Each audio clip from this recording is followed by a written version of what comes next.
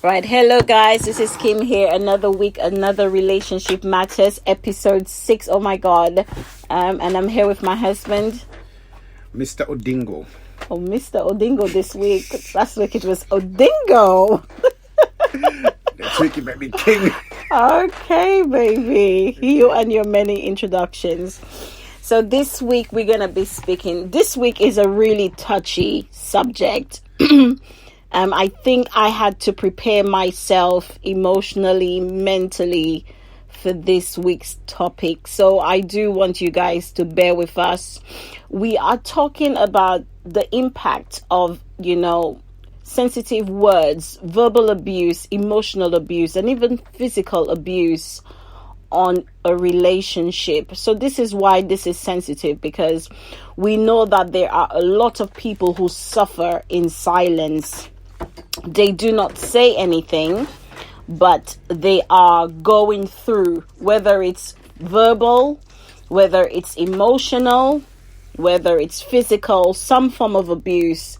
And some people don't speak about it, whether it's taboo or whether it's pride or whether, for some other reason, for the sake of the family, for the sake of the children, for the sake of, a business that they have together, or just for the sake of love and trying to maintain a relationship. So this week we really want to talk about the impact of abuse, especially verbal and emotional abuse on a relationship. As I said, this is a very sensitive issue.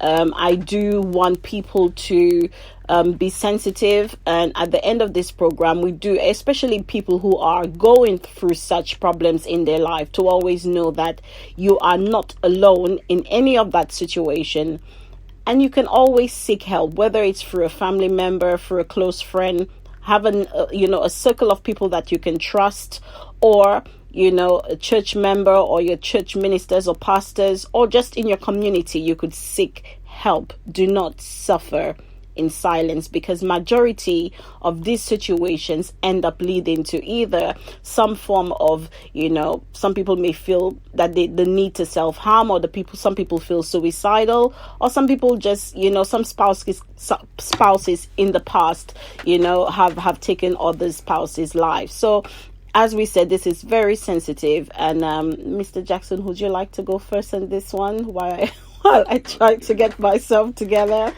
Yeah. I think you've gotten yourself really emotionally entangled. But yeah, it's a sensitive issue. It is. But I mean, where I'm coming from, it's everyone you get into a relationship because of the potential, because of the prospects. Mm-hmm. You meet someone and then both of you might have a bit of chemistry, or for one reason or another there is potential in that relationship for you and that person to be a benefit in some way to each other. Yes. And at some point, someone for some reason might decide, or both of you might begin to, probably no fault of your own, or probably because of your history, your previous relationships, you feel that you can justify being very verbally degrading to your spouse, or to your boyfriend, your girlfriend, to your partner.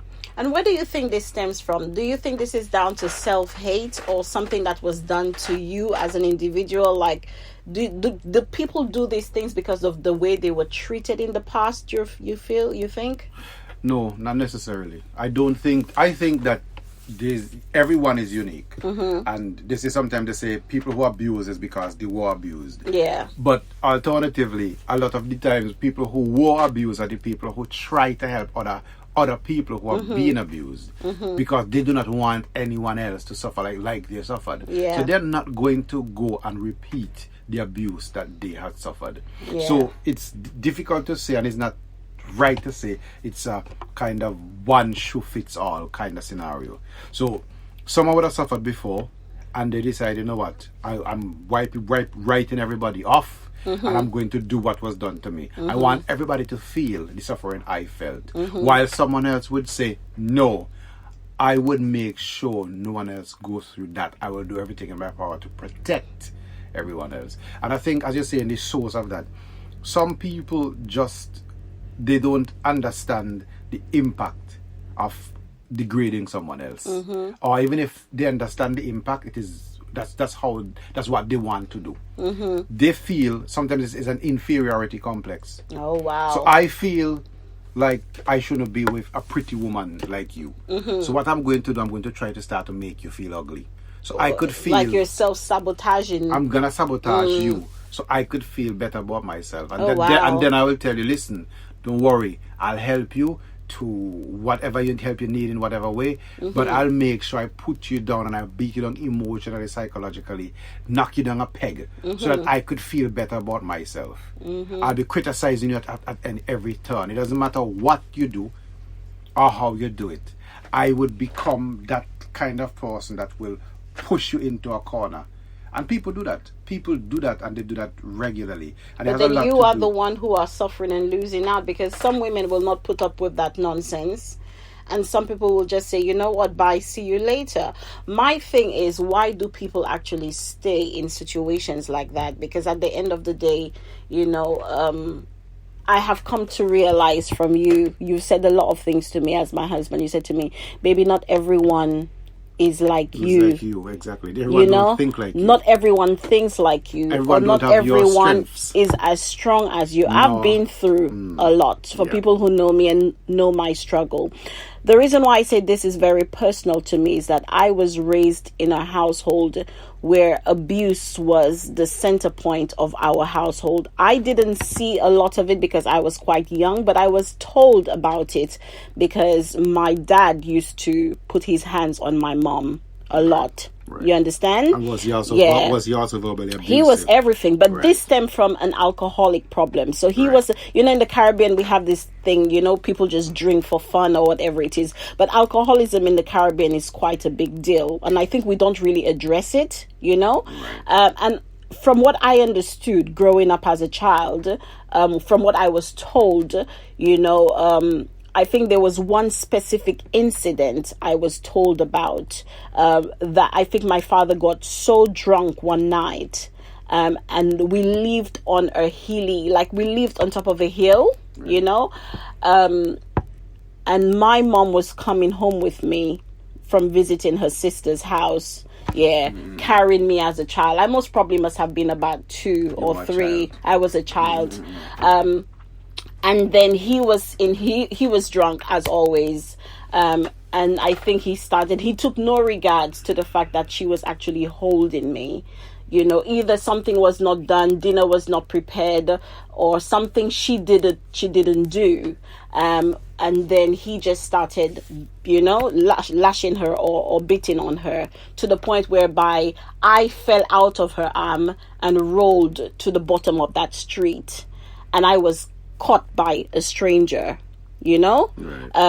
And when I say the bottom of the street, it's the bottom of the hill leading to a main road, so any vehicle could have come down that road. So I remember being told about that, and I was like, wow. But that actually put a really big divide in the relationship that I had with my dad. But the funny thing is, that's why I said this is very personal to me as well, because I feel it for a lot of women. Now, I became a woman, and what I said to myself was, my mom went through this, and I will never allow anyone to do this to me. So I've always had this thing in my mind. If you are going to become verbal abusive to me, emotional, like, I've always guarded my mind or myself. I've always put a shield of protection. That's for me, you know. So the moment you come with your nonsense, or the moment, I always feel like, listen, I'm out, because I'm not doing this. I've always done that. But for me, it's more or less like, what I'm trying to say here today is that there are people, they start with words. Like me and you are having an argument, and it's like, we are now calling each other names like, oh, you dog, or you pig, or you're worthless, or you're this, degrading, dehumanizing someone. This is how it starts, because at the end of the day, remember, this is your spouse. This is your significant other. This is somebody you say, I love you too. You understand? And some things cannot be forgotten. Some words which are spoken, after it has been spoken, you cannot take it back. You know what I mean? Yeah. You cannot take it back. So how did you tell me that I was this in the morning and you degraded me, you dehumanized me in the morning, and tonight I'm supposed to be in the bed with you feeling like, oh my goodness, and the other words in my ears is how much you love me, you know? And I think at the end of the day, we don't understand how these things just play on each other's mind. It's like what you were saying earlier on. You know, the emotional abuse, you know, telling somebody that they are ugly because most probably you do not feel that you are worthy to be with that person, and making them feel absolutely worthless, you know, not even appreciating the blessing that you have a beautiful spouse, a beautiful husband, whether it's the husband or the wife, that you actually have that blessing. But instead you're trying to figure out how you could put this person down, you know. And some people go as far as, you know, if I don't get what I want, you know, then I will have to deal with you as a child. I will have to put my hands on you. I will have to lay my hands on you.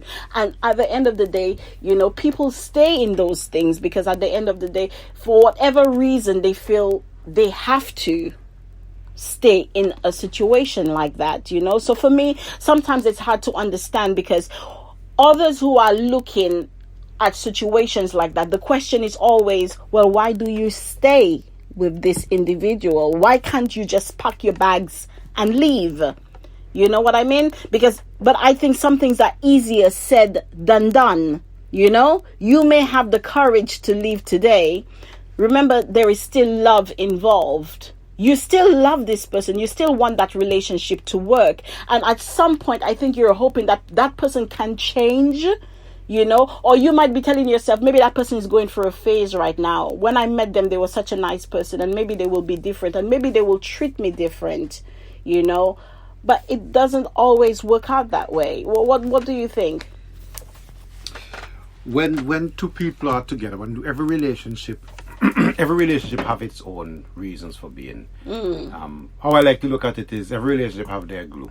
There is this thing that makes us stick. Yeah. And that might be the love, the children, because we're financially bonded.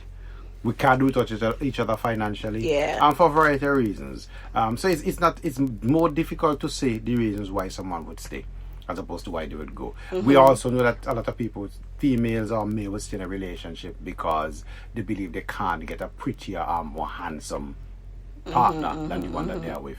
They believe that they can't get somebody else, or they can't be somebody else that would love them. Some partners like to tell their partners, you can't do better than me.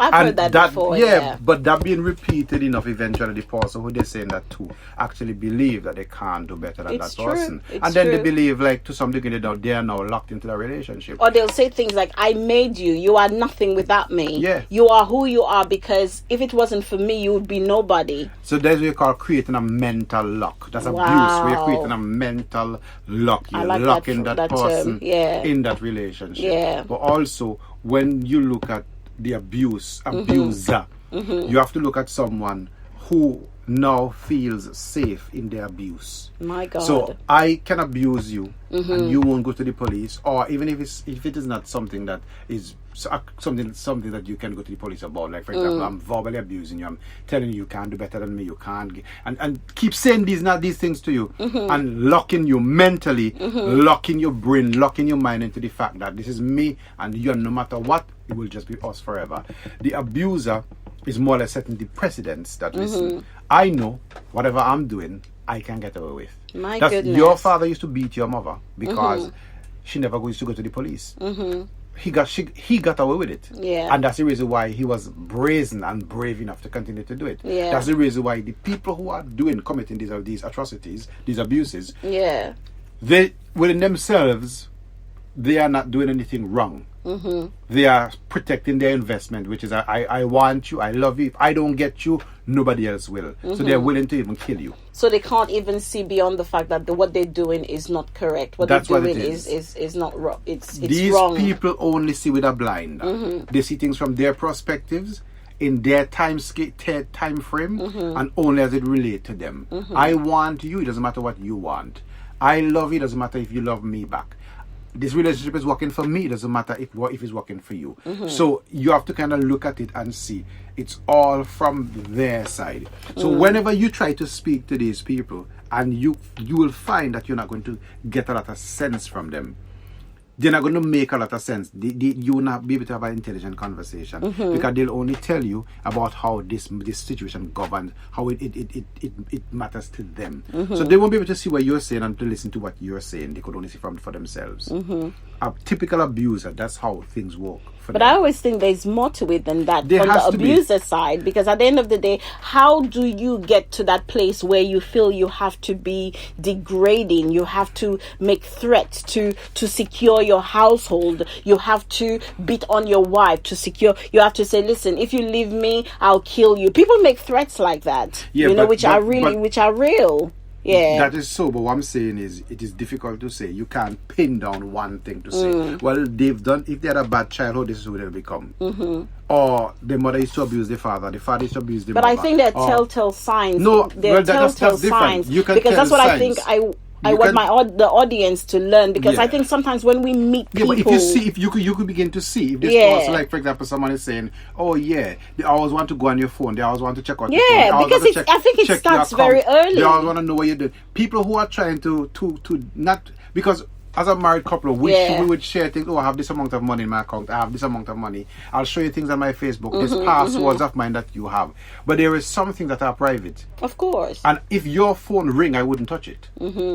If you say to me, baby, answer my phone, I'll say, okay, fine, I'll answer it. But generally, to me, a phone is a private thing. Unless you have reason to believe that there's some dodgy business going on and you want to take a look and take a snoop. But we are husband and wife, and there are more than one ways where you can look at things like that. Or respect each other's privacy or space. But some people believe the moment you become one, you have no privacy and no space. Even before you become one, you can begin even that phone thing, me and you do that. We'll say, listen, I'm not going to touch your phone. You're not going to touch my phone. Because we have that trust.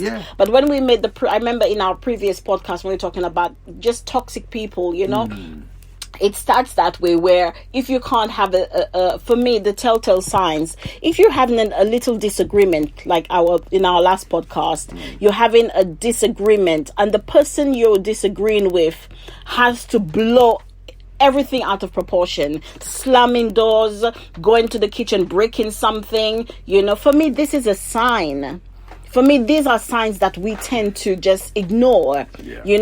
Somebody starts, you have an argument, not let's just say a proper argument. You have a big argument about something, and then someone starts using F notes on you, and starts swearing and just shouting. And for me, these are little signs. Well, I'll tell you another sign as well, because this happened to me before. In a previous relationship, I said at one point I was going somewhere, like going to a function, and I was called and asked, "Oh, are you there yet?" I was like, "Oh yeah, I'm there." And they're like, so can you just take a picture and send a picture for me to see like the people that are there?" Wow. That's one thing. There was also another scenario where I would say, "Okay, I'm going to work. I'm going to work," and then I would have my whoever it was call the workplace by the work number, not on my phone. My goodness, just to make sure that you arrived. The member of staff, can I speak to him, please? And then they'll give me the phone. I'll be like, yeah, hello.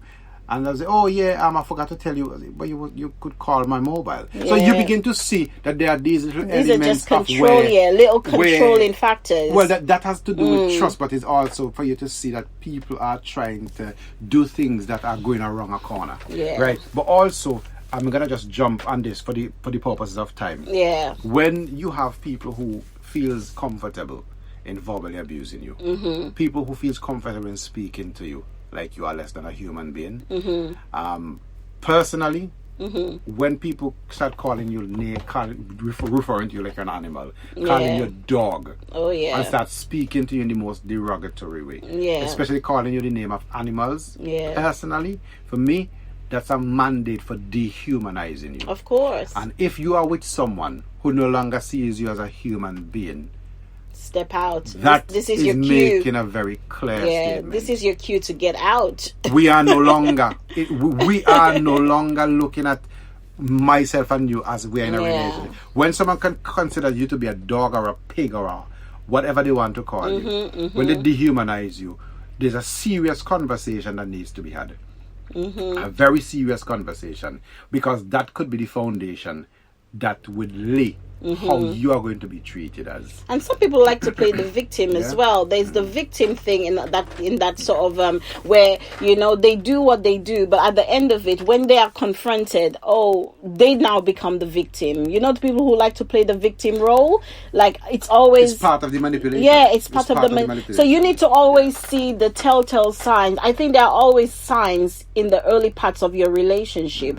You know, that's why we always, you know, our parents, I think I've said that before in an early podcast. There was a reason our parents or our grandparents used to say to us, get to know the person that you are dating. Take your time. In this day and age, so many people are in a rush to get to get with people, you know, that they don't date anymore. You know, it's like I meet you today and today we do whatever, and tomorrow we move out and next month we are married. I think people need to take their time to get to know one another, because if you see the early signs, the way that you are being spoken to, the way that they treat you in the morning, the way that they speak to you when they are with their friends or when you are with the friends, look out for controlling things. Like, are they checking on you at work? Like you said, are you asking me to send you a picture to verify my location? You understand? Are you trying to break into my phone to check my text messages, you know, and so forth? Because at the end of the day, we are still individuals. As much as we in a relationship, I'm still Kimona, you're still Odingo, and sometimes I deserve a little bit of privacy. Whether I'm talking to a girlfriend of mine who's telling me something that she doesn't want me to share with the whole world, I'm supposed to have a bit of information on my phone that I may not want to share with you as my husband, and I do not want you to see that. That doesn't mean I'm doing something wrong. It's about trust. I might misinterpret it. Exactly. Not fully understand exactly. It. So the telltale signs are there. The controlling factors are there, and we just want you to keep an eye on those things. I think we're going to close with this saying: be on the lookout. Don't go into a relationship just fully blinded. Be very much aware. Open your eyes. Take time to get to know who you are dating. You understand? Ask questions. You understand? And if you do come across those little signs that we spoke about, take a back. You know, just take a back seat and say, no, this is not for me, because your life is precious and you should value your life more than anything else. So once again, we thank you for being part of this podcast. As I said, this was a very sensitive one. You know, if you feel you are in a situation beyond your control, please seek help. If you want to reach out to myself and Odingo personally, a lot of you have been doing so via WhatsApp or via Messenger, you know, or on YouTube. You send us a message, you know, we can definitely have a chat.